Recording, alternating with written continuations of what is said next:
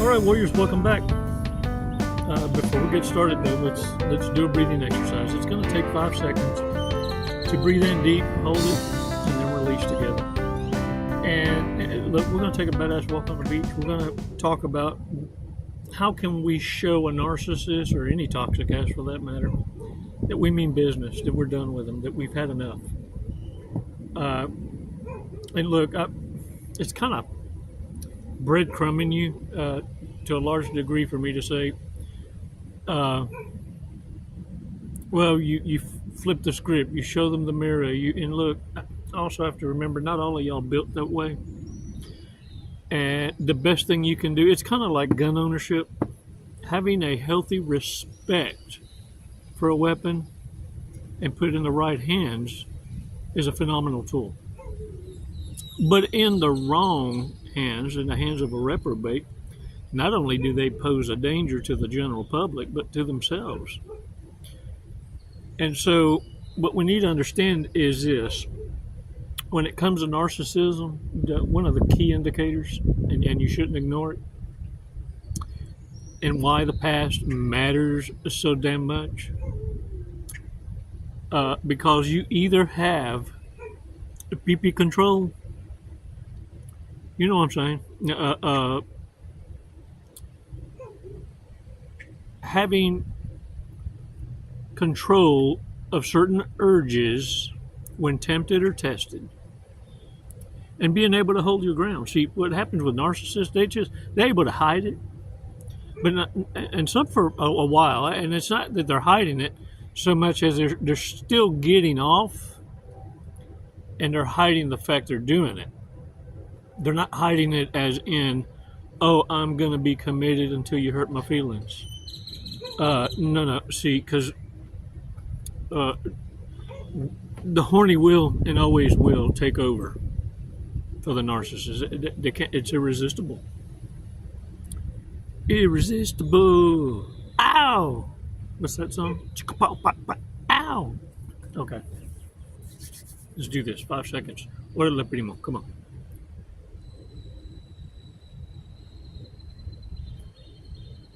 Release slowly.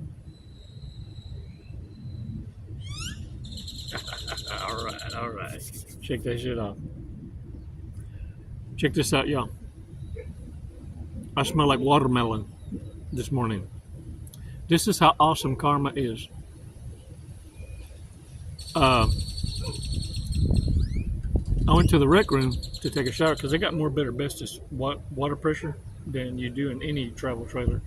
And so it's always awesome to stay somewhere where they got badass showers. And so I went into the rec room, and lo and behold, I went to take a shower, and there was a bottle of watermelon body wash for free. So I washed my hair and my body. So right now I smell like watermelon all over. Delicioso. Órale, coño. Look, this is what I want you to do, because I want you to learn to laugh it off. In the face of adversity, learn to laugh it off in this way. The confident laugh, not the nervous laugh.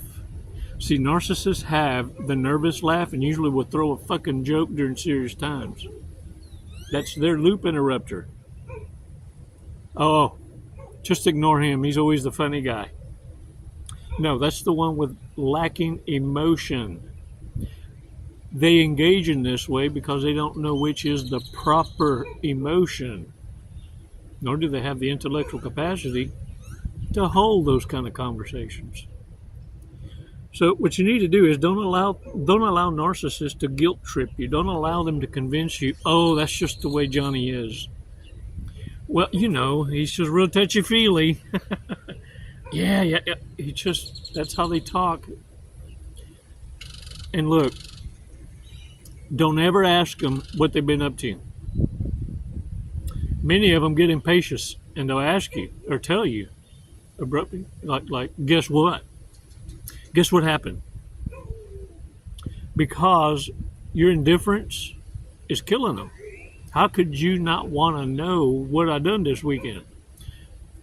You see, they realize that in your life, people are genuinely, authentically curious because life just isn't boring around you in your normal day to day. See, narcissists got to create. They got to create moments of chaos to interject themselves as being the solution. And many of them want you to ask them how their day went because they've seen you in action, and now they need to tell you of a story how they helped someone in private, but only you and I know what I'd done to help them. And you come to realize when they're telling you the story of something that was unprovoked, unsolicited. You see, narcissists are great at offering their opinion when no one wants it. And justify it as just trying to help you. Hey, I'm just trying to help you. Nobody asked you. You see, narcissists need to be needed, and they'll create that moment. So you need to always disagree with whatever they have to say. Don't engage it. Remain neutral, indifferent. And if they ask you, why are you acting like you don't care all the time? Well, I don't know about you, but see, to me, that's a divine appointment. I wish a bitch would. Because I tell the truth, I don't give a damn. I mean, if I'm already ignoring you that bad and now you got to ask for the obvious, yeah, you know what? That is a moment of divine appointment there to deliver the truth, of course. Who's acting? Who in the fuck is acting? Don't ever compliment no matter what. No matter what, in any shape, way, or form, and don't play their games. Don't fall into the narcissist playpen. You see, in their playpen, they can't lose. They got too many people that they're allied with that they were able to gain through booty call, pillow talk, favors owed, whatever it might be. Understand that to show them any care is to allow them an opinion. You see, when you show them you don't give a shit, they're being that indifferent means you don't exist. Therefore, you have no opinion. It matters not. See, because what narcissists need, they need you. They need others to value their opinion, for one, and then they need you to convince them that they should have a favorable opinion of you. Isn't that something? Look, it's like this. Look, do y'all remember the portable buildings at school? I kind of noticed it right around junior high, from elementary to junior high. These portable buildings behind the school just started popping up everywhere on concrete blocks. These little cinder blocks, and they were shot up fast. And then all of a sudden, it looked like the Navy Seabees showed up and just built these makeshift porches that connected them all like dominoes. I said, man, look at there, what's going on? And then I heard of some of the students from the main student body every now and again that they thought was that special to be sent to one of them portables. And I thought, and back then, look, it was not good to be sent to one of them. So if you were a slow reader and you needed to learn a little bit of speed reading, you could go there, and all of a sudden there was this projector that would shoot up on the screen and the words would appear, and this dot would just go like that, and you had to read it, and then boop, another one would show up and you had to read it. And you went through these exercises and then were asked a series of questions. You wanted to pass that shit ever so quick, because if you didn't, I think that was like the ASVAB test going into the military. They just needed to know what your bare minimum was and a certain requirement before you go take the test that had the dots that you had to circle A through E. And so they just needed to know, can we teach you what's going to be on the test? Because the curriculum after that changed for everybody, where you went and you studied for a certain outcome. It wasn't for a certain industry. They took out wood shop, mechanic shop. They kept home cooking, I guess to prepare some of these pussified men to train them how to bake, cook, and type. and so they left all that in there. I took typing then, and it proved beneficial as shit. And let me tell you, there ain't a sumbitch out there that ever mocked me for it. But understand something: when you do this kind of being indifferent toward toxicity, and you have been exposed to the changes that society is now throwing in an exaggerated form, it can seem overwhelming. But see, when you're able to block and become indifferent, opinions don't matter. Therefore, you're not suffering the mental illness that many suffer because of social media. Giving power to people who you'll never meet, but the words they spell out in text form can change your life or fuck up a person's day.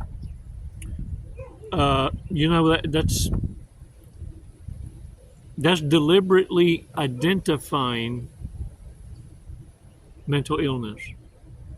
There's something that needs to be worked on. Those short bus riders that I'm talking about, that them cubicles got built for, graduated. They cycled out, they age out. They have to go somewhere. So they're thrown out there in public, and they look just like you and I, look normal, and still live at home and everything. And they look normal because their mama still dresses them. And so what you got to realize is they're still special. They're son husbands. Or they are daughters that have been groomed to do whatever it takes. And there's no shame if you happen to be providing for the codependent mother that groomed you to become their retirement. And many are born with their credit already ruined at birth. How are you going to be born with bad credit? Well, ask a narcissist mama. They teach you how. Because that's how they teach the kids that they shouldn't worry about their ruined credit, because this is how they don't need it. Warriors, get out there and own it. You ain't nobody's bitch, and this is the reason why we talk about it. You don't need to allow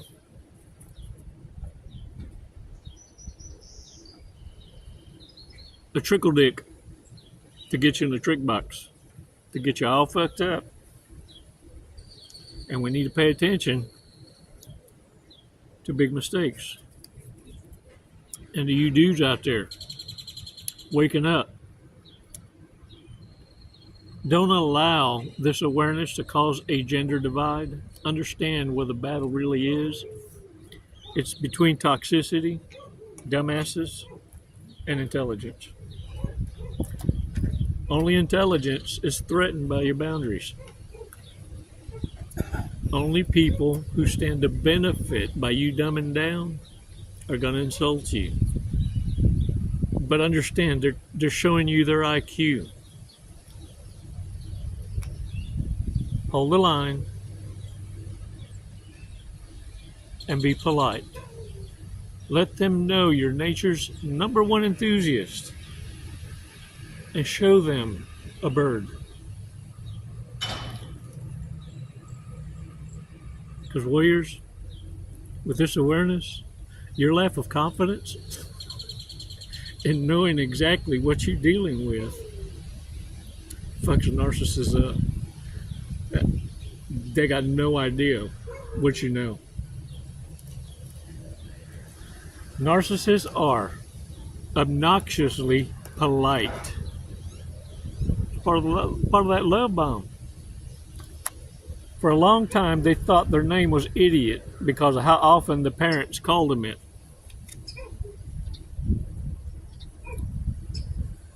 Only reads comic books for the pictures. And they probably blame Playboy and Hustler for carpal tunnel. And they probably blame the fork and spoon for making them fat. brings Tupperware to buffets to take an extra meal to go.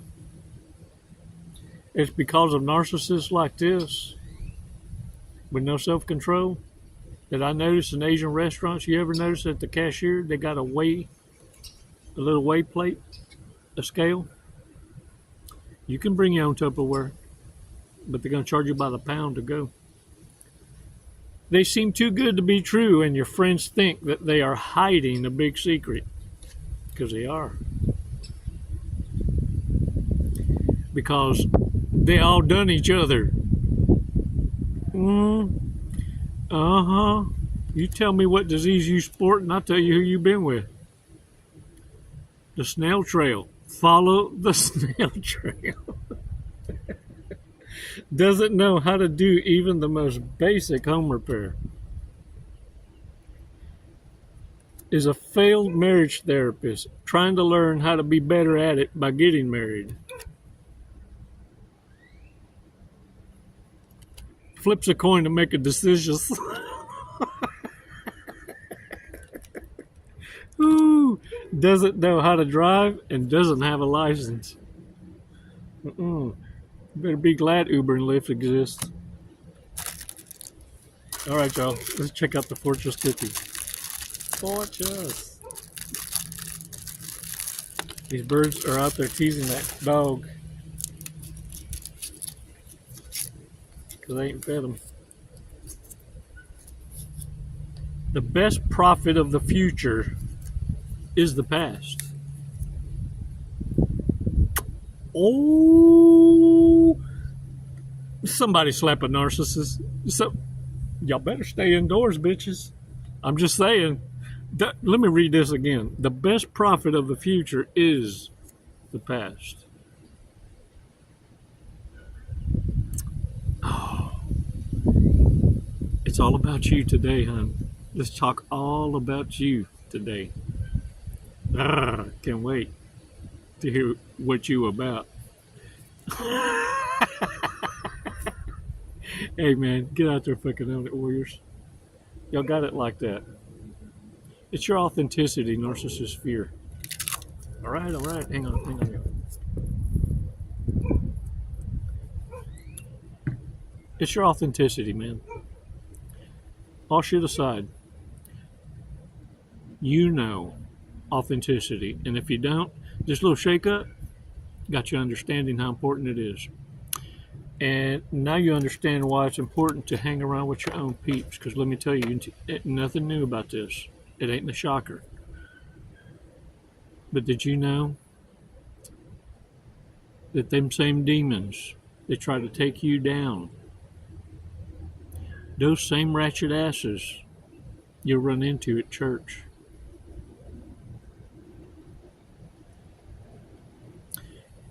And when you start connecting the dots, you'll see how they look at each other and play pretend like they don't know each other. Yeah. Stop ignoring what you see and stop putting respect on fucking disrespect. No more. Anyone that insults your intelligence, grace them with your greatest gift, your silence and your fucking absence. Can I get a what? Hey, I think it's time. Oh yeah, I do. Shut up. Let's do that happy dance. All right, man. Y'all take care. It's never goodbye. Thanks. Hey, thank you so much. Be sure and subscribe. Thank you for joining also. And somewhere here or there, the Wounded Warrior Project is something that I truly have my heart set on being a part of. If you've noticed, every video made this year and published, we've co-sponsored, and we're honored to be a part of this collaboration. Wounded Warriors helping Wounded Warriors is so important because we understand each other without having to go through the go-throughs or prove to each other that we've been through what we've been through. I want you to channel that. And I want you to understand what you're missing out on by going down this fucked up rabbit hole of wanting to understand a narcissist or get some get back. There's no get back needed because a narcissist is designed to self-destruct. It's empathic asses that delay that. You're a delay fuse to the inevitable. It's like you got a rubber band tied around their waist holding them back. I just need you to let that fucker go. Can I get a what one?